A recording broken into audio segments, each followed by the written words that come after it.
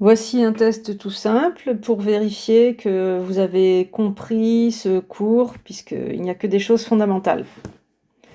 Vous devez donc l'avoir cherché avant de regarder la correction, c'est très important. Première question. P est une fonction usuelle car c'est un polynôme. Vrai ou faux? Faux. À cause de racine de x, ce n'est pas un polynôme. Un polynôme, c'est une succession de puissances de la variable x, ici choisie. Des puissances entières. Donc x cube 3 est entier, ok. X carré, ça marche. Racine de x, ça marche pas. C'est une puissance 1/2. Et si j'avais mis 2x moins 2, c'est pareil. Il faut que ça soit un entier naturel, positif, pour que ça soit un polynôme. Donc réponse A, fausse. P est une combinaison à coef réel de fonctions usuelles. Oui, c'est la combinaison de x au cube, x au carré, racine et de constantes. Et les coefs sont réels. 3, moins 2, 12, moins 7. Donc ça marche. P est la composée U1 rond U2. Oui, quand vous faites racine de x puissance 6, c'est x puissance 1/2 puissance 6, vous retombez bien sur x cube. Quand vous faites racine de x puissance 4, ça fait bien x au carré. Et puis voilà, donc c'est bon. P est la composée U2 rond U1, non, c'est pas le bon sens. U1 et U2 sont des fonctions usuelles, oui, U1 est un polynôme, donc usuel, et U2 est la fonction racine usuelle. Et donc dans cette question A, eh bien, on a écrit que P, qui est une fonction classique de terminale non usuelle, s'écrit bien avec des opérations entre fonctions usuelles. C'était le but de cette première partie de cours. Question B.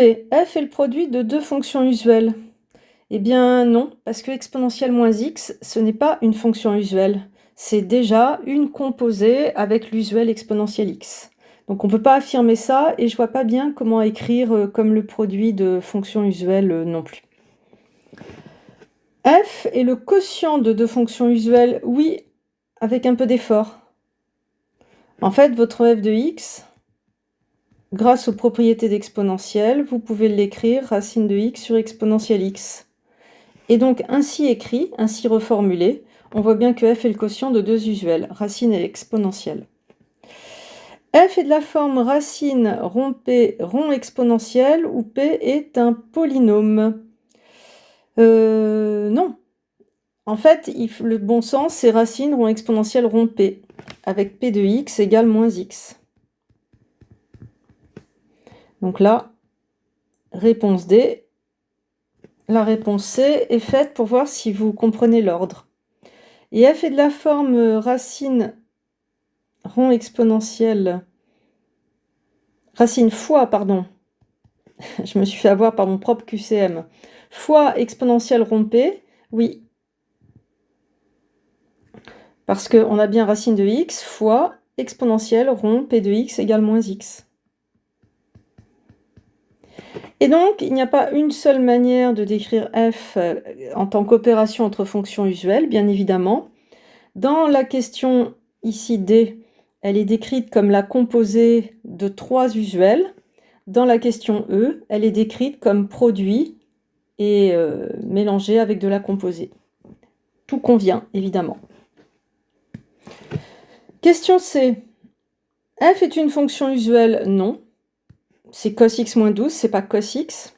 F est la composée de cos et d'un polynôme dans cet ordre? Oui.